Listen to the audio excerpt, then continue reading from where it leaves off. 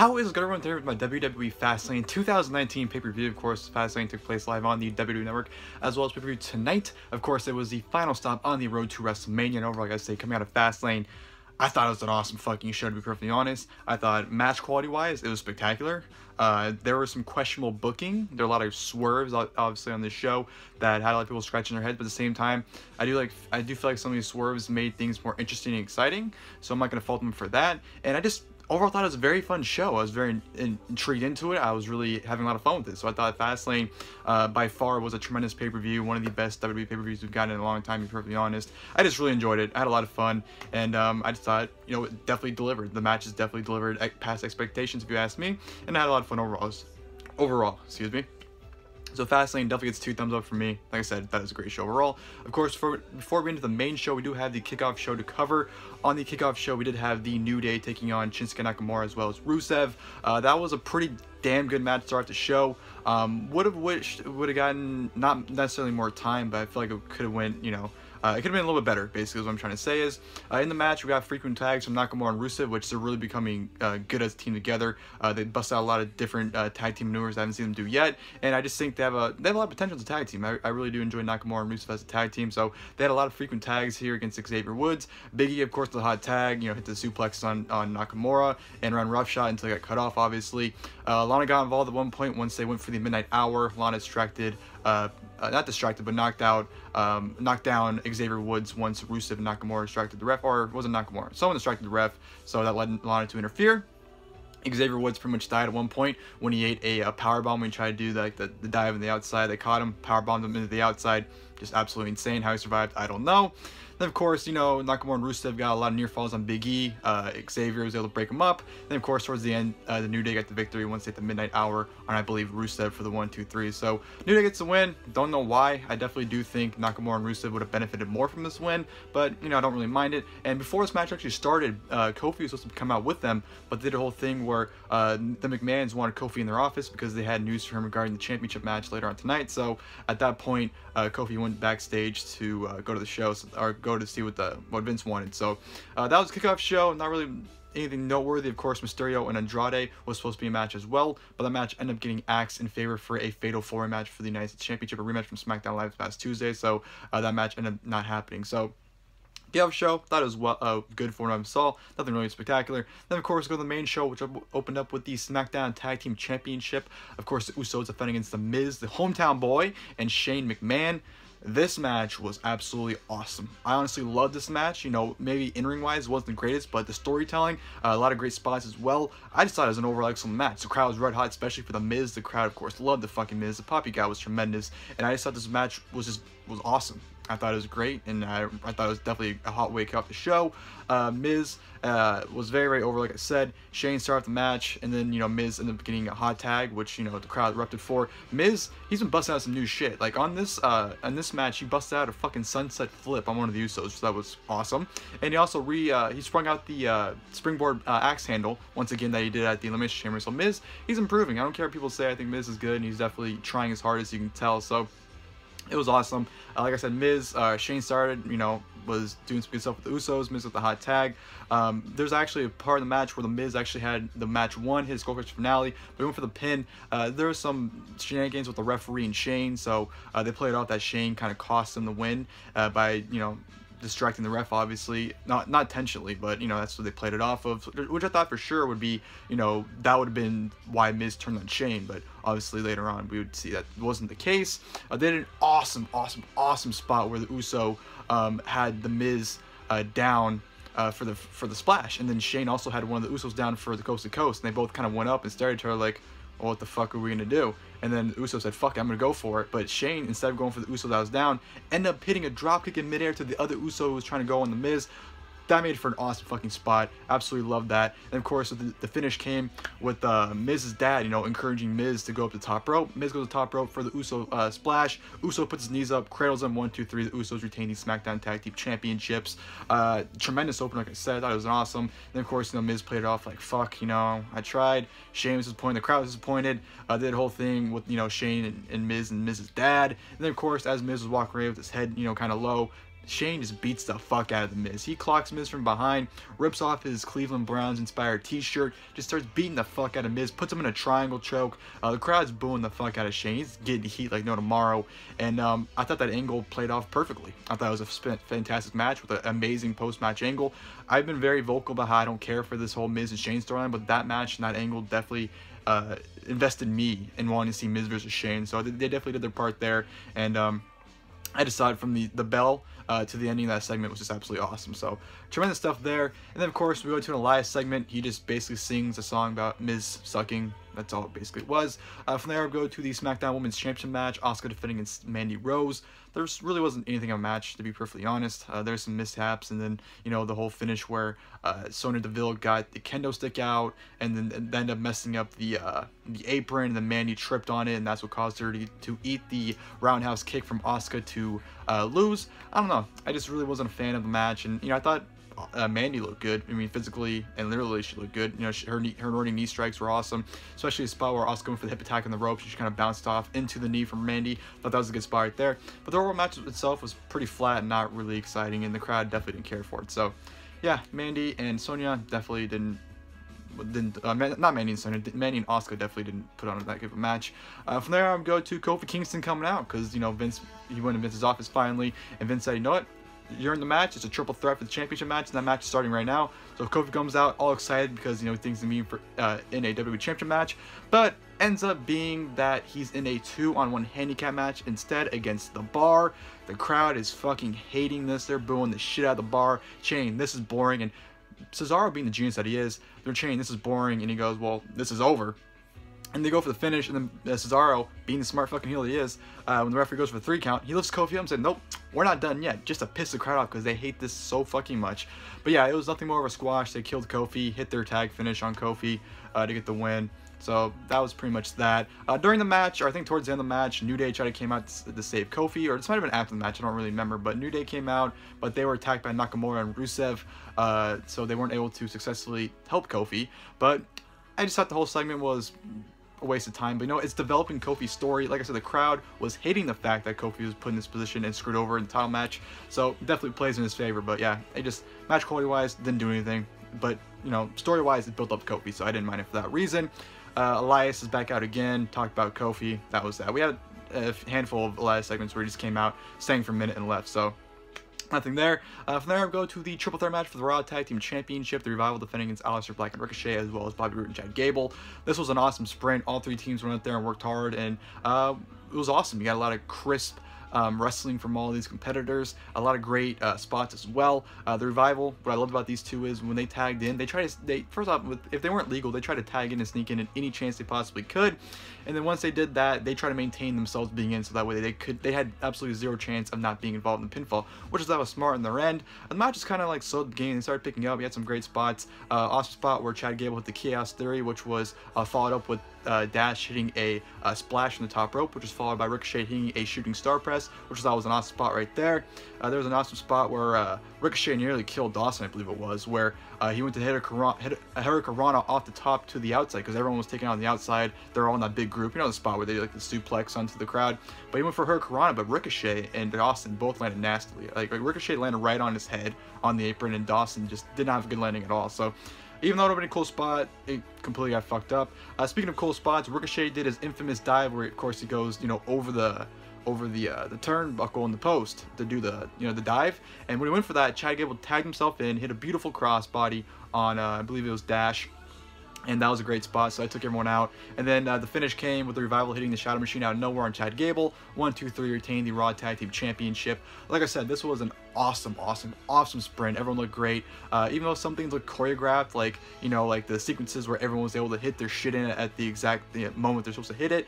It came off a little choreographed, but, you know, it's wrestling. What can you do? Especially in these multi-man matches, you kind of have to, you know, make it look choreographed rather than just being a big clusterfuck brawl. So that happened. So the Revival retained the Raw Tag Team titles, but of course, the Revival, being the smucks that they are, get beat down by everyone afterwards. Ricochet and Black end up standing tall after taking everyone out. So even though the Revival win, they still get buried. So guys just cannot catch a break whatsoever. But yeah, tremendous match, really fun. One of the better matches on the show. From there, I'm going to the Fatal 4 match for the United States Championship. Samoa Joe defending against R-Truth, Rey Mysterio, and Andrade. Like I said, a rematch from SmackDown Live this past Tuesday. This is another great sprint. You know, all 4 competitors had a lot of great spots. What I liked about this match was it was just as great as their match from SmackDown Live this past Tuesday, but it was somehow different. They were able to incorporate different things in this match, which I really liked. Right from the opening gate, Samoa Joe like threw Rey Mysterio, you know, the slide Mysterio does, off the apron, slid him out of the ring. Andrade caught him in a DDT, but R-Truth hit a clothesline on Andrade and hit the DDT onto Mysterio at the same exact time, which I thought was fucking awesome. And then, of course, Samoa Joe killed everyone with the dive on the outside. A lot of great spots in the ring. Zelina and Carmella once again got involved when Zelina hit the Hurricane on R-Truth. Carmella ended up brawling. And then, of course, you know, Andrade and Mysterio ended up pulling them apart, which kind of distracted those two. Finish came with Rey Mysterio hitting a 619. Samoa Joe missed a splash. Joe locked in the clutch. Mysterio passes out. Samoa Joe is still United States Champion. Like I said, great sprint. Really enjoyed it. All 4 competitors are great. You know, R-Truth mimicking John Cena was great still. He did that in a match, of course, to find out shuffle and everything. So R-Truth's just, he's a gem. He's great. What can you say? And yeah, that was a match. It was great, like I said, and really enjoyed that. From there, I'm going to the WWE Women's Tag Team Championship match. Of course, the Boston Connection defending against Nia Jax and Tamina. Beth Phoenix was a special guest commentator in this match, and we would just see why. The match itself wasn't very good. The champions looked great. Sasha and Bayley, I thought their teamwork was great. They were on cue, and they looked very good. But Tamina and Nia definitely weren't the greatest challengers. They pretty much fucked up all their spots. Like there was a pop-up Samoan drop, which Nia fucked up. And then on the outside, Bayley did a dive, or Sasha did a dive, in which they were supposed to catch Sasha. But I believe Tamina fell on the fall, so Nia Jax kind of was like, whoa, almost fell too. And they both had to like stand up while holding her, even though kind of Sasha successfully kind of did the splash on them, but they decided to like stand up on them. They just fucked up bottom line, and of course, you know, Bayley did the follow-up dive to knock them all down. But yeah, the challengers definitely ruined the match, if anything. But of course, Bayley and Sasha ended up retaining.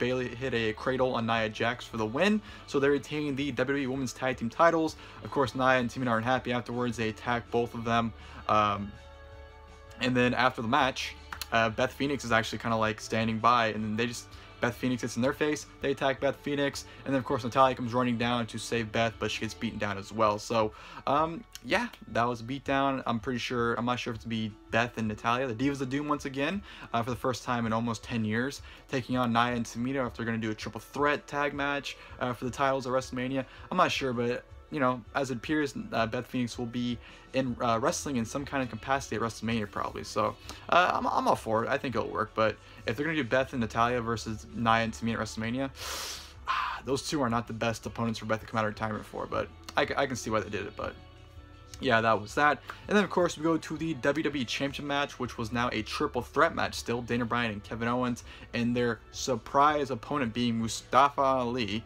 which the poor guy got fucking booted out of the building. Like, this entire crowd was chanting for Kofi. Like, it got to the point where the first, like, 5 to 8 minutes, you couldn't even pay attention because the crowd was so booing and chanting, "We want Kofi." You couldn't help but not really be invested in the match. But this match was fucking awesome, honestly. This ended up being the best match in the show. I was very, very surprised how well this match came off, especially Mustafa Ali's involvement. And nothing against the guy, but I just thought Kevin Owens and Daniel Bryan could have a fine match. But Mustafa definitely added, and he had a great showcase this match as well. He had some great spots, like Ali hitting a 450 splash onto Daniel Bryan onto the apron for a great near fall before Rowan broke it up. Kevin Owens and Mustafa Ali ended up taking out Rowan at one point, you know, just hitting Rowan with a barrage of super kicks, take him out. Owens and Ali went out for a little bit. Beautiful spot where Ali got hit with a stunner for a great near fall, and then Bryan got back involved. And then okay, sorry, I have notes right here. So I don't remember so I can remember certain spots. So I had to look down and see what the hell I wrote. There was a great spot where it came down to Bryan and Owens, and then Bryan went for the running knee, and Owens countered into a beautiful pop-up power bomb for a great near fall right there. And then Mustafa Ali got back involved, which Bryan, by the way, absolutely killed Ali. Ali went up to the top rope, and Bryan gave him a drop kick, and he almost flew into the crowd. That's how fucking far he flew. So he got absolutely eviscerated. Just a lot of great stuff in this match. Storytelling was great. Crowd was red hot for it as well. Even though they wanted Kofi, the match is so good that I don't want to say they forgot about Kofi, but they started investing into the match. And then the finish was absolutely fucking spectacular. It came to Bryan and Ali, and Ali was going for the like a crossbite. You know how you just does a crossbite like that. He went for it, and Bryan hits him with a beautiful fucking running knee and pins Ali 1, 2, 3 to retain the WWE Championship.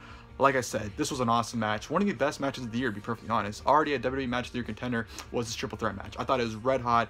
The crowd was really into it. I thought all three men performed tremendously. You know, Owens even busted his ass off. I mean, I'm not trying to say like even Owens busted his ass off like he never does. For, you know, one of his first few matches still being back, he looked like he hadn't missed a beat at all.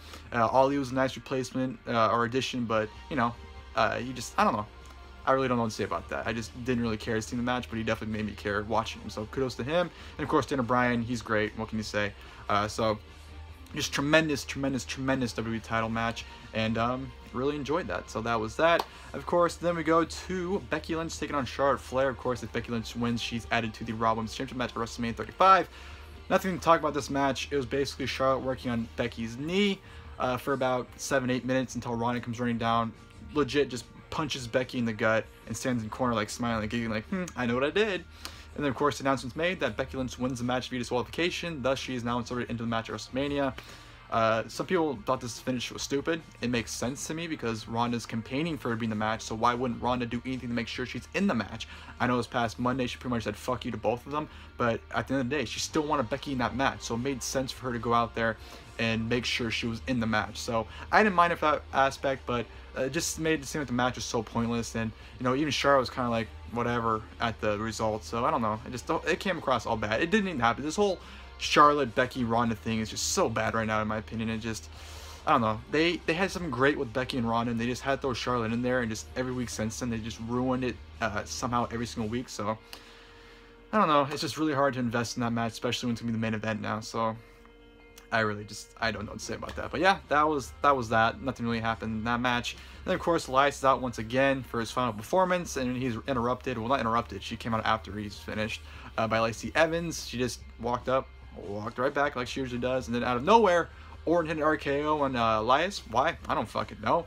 But then out of nowhere, AJ Styles hits a phenomenal forearm onto Randy Orton, and you know, obviously, I guess setting up the WrestleMania match. But I guess that was a way to give him the show as well. So I didn't mind it for that aspect. But yeah, just these Elias segments did not need to happen throughout the show. But what can you do? I still thought it was good, and I'm really excited for Orton versus AJ at WrestleMania. It's probably the only match right now that I'm actually really interested in. Besides that, you know, everything's just kind of just there. But that was a segment. Then of course we go into the main event, which was the 6-man tag team match. They're reuniting the Shield for the very last time. They made sure to remind you in commentary 55 million times that it's the last time because Dean Ambrose has not re-signed his contract. So who knows what that's going to lead. Of course, them taking on Drew McIntyre, Baron Corbin, and Bobby Lashley. At first, this turned to your typical Bobby Lashley, Baron Corbin match where it's Chinlock City for 50 fucking minutes, it feels like. But then the ball started getting rolling, started getting good. There was a huge brawl before the match started with everyone. They tried to do like a whole standoff thing, which to me just does not work when you're having the Shield take on 3 thrown together guys. It has to be an established team. Like Evolution, you know, or the Wyatt family to make that work. You just don't throw the Shield and throw 3 random guys and have a stare down and try to make it significant. I just did not like that. But yeah, like I said, it was pretty boring. Then once the match started to pick up, there was some good stuff. You know, Ambrose hit a high elbow off the top rope to the outside, which is hilarious because he definitely, after he hit it, he goes, "Not worth it," which I thought was hilarious that he said that. They brawled in the crowd. McIntyre, Lashley, Ambrose, and Rollins did, as Reigns and I believe it was Reigns and Corbin in the ring still going at it. Rollins recreated his Extreme Rules 2014 spot where he dove off of like the upper part of the seats onto all the men. So he recreated that spot, which I thought was good. Corbin and Reigns had a pretty good interaction in the ring. Hilarious spot where Reigns had a boot up, and I guess Corbin was supposed to duck it. You know the thing he does where he ducks and goes to the outside, you know, swings around the pole, the turnbuckle, or not the turnbuckle, the post, and goes back, slides back in the ring. Does that, but Reigns had his boot up, and it connected with Corbin, and Corbin was like, "Wah!" Like the scream he made was absolutely hilarious when that happened. But him and Reigns had a pretty good exchange. They had a great near fall where Corbin actually at the end of days on Reigns, and instead of kicking out, they actually had Ambrose and Rollins had to break that up. So I thought that was a good move on their part to protect the end of days, because right now, as far as I know, I don't remember anyone really kicking out at the end of the day. So it was cool to see them protect that move. They did a great spot where Reigns and Superman punch on the Lashley on the outside, which followed up with Rollins hitting the stomp onto Lashley onto the announce table, so that kind of took Lashley out for the moment. And then, of course, Shield ended up taking everyone out, you know, hit the Shield triple power bomb onto Drew McIntyre at the announce table. Then they surrounded Corbin in the ring, beat down Corbin, hit the Shield power bomb for the 1, 2, 3. The Shield win in their final match together. I thought this was a very fun match. Still thought it was a very fun main event. Like I said, it was pretty slow because you're getting your typical headlock stuff from, you know, McIntyre, not McIntyre so much, but more so Lashley and Corbin. But once the match started picking up, once you started getting these high spots and them going through just a bunch of craziness, when it came pretty much a huge brawl from everyone, that's when the match really picked up and became pretty fun, and I thought it was a pretty good main event for the most part. I have nothing to complain about. And of course, they did the whole thing where they gave the curtain call for the Shield. They all hugged and embraced, and I thought it was a great moment for them. So whether or not it's the last Shield match, you know, whether or not Ambrose, you know, still leaves or not, I don't know. But if this was the last of the Shield we saw, I definitely thought it was a great way to send them off, and I thought it was a really good main event. It was an awesome pay-per-view. Like I said, I honestly thought Fastlane was a tremendous pay-per-view. I thought it was great, really enjoyed it. I thought we had a lot of great matches in the show. I thought a lot of stuff delivered. Yeah, there was a thing or two that really wasn't all that great, but besides that, I still think majority of the stuff on the show served the purpose, and I just enjoyed it. I thought it was a great pay-per-view, like I said. Hope you guys enjoyed the video. If you guys did, please feel free to leave a like below. In the comment section, if you guys like, leave your guys' thoughts on Fastlane, because I have been seeing a lot of mixed reactions. See some people loved it, see some people didn't really like it all that much, but at the end of the day, it's all opinionated. It's all about what you like. So I'd be very interested to see everyone else's thoughts on Fastlane as well in the comment section below. But yeah, like I said, hope you guys enjoyed the video. If you guys did, please feel free to leave a like below. And of course, the next time, I'll see you guys there. Thank you guys for watching the video.